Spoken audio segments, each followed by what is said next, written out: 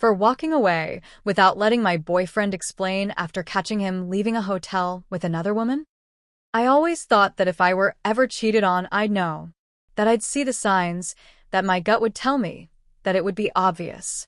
But the thing about betrayal is that it doesn't come screaming in your face. It seeps in slowly, in the little details you convince yourself don't matter. I've been with Ryan for almost 5 years. We met at work, the classic office romance that started with coffee runs and turned into late-night conversations. He was charming in a way that felt real, not the kind of guy who just knew the right things to say, but the kind who actually listened. Or so I thought. For a long time I was happy. Or at least I thought I was happy. We lived together in a small but cozy apartment. We had routines, inside jokes, a life that felt stable. We weren't perfect, who is? But I never once believed he'd be the person to hurt me like this. The first red flag came 6 months ago, but I didn't recognize it at the time. He started working late more often, coming home exhausted but weirdly energized. Big project at work, he'd say, brushing off my questions with a quick kiss. I believed him. I mean, why wouldn't I? Then, the small things started piling up. His phone, once left casually on the coffee table, was now always in his pocket. The texts he used to show me, the funny memes, the group chat chaos stopped coming. He started wearing cologne more often, dressing sharper. When I jokingly asked if he was trying to impress someone, he just laughed and said, "You, obviously."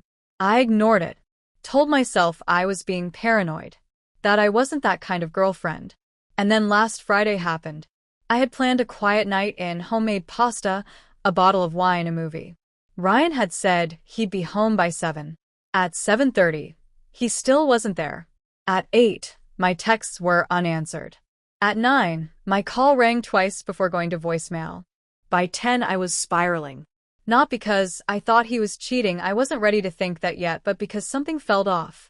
And then his best friend, Mark, texted me. *K, is Ryan okay? He left the bar kinda early. *. I stared at my phone. What bar? I called Mark immediately. What do you mean he left early? I thought he was working late. There was a pause. Long enough to make my stomach drop. I don't think he was working late. I don't remember much after that. Just that I ended up in my car, my mind racing, my hands shaking. I didn't even know where I was going until I did.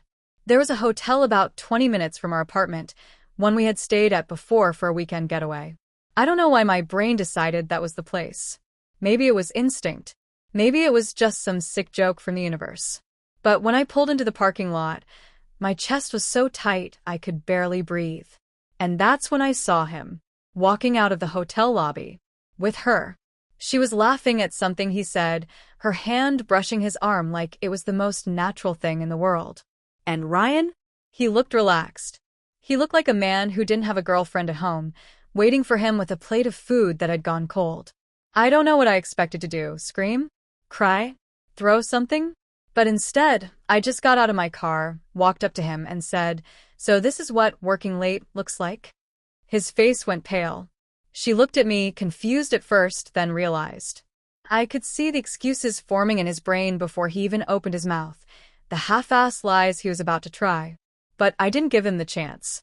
I turned to the woman who, to her credit, looked horrified and said, "I hope you knew about me. Because if you didn't, now you do." And then I walked away. Ryan tried to follow me, tried to talk, but I just kept walking.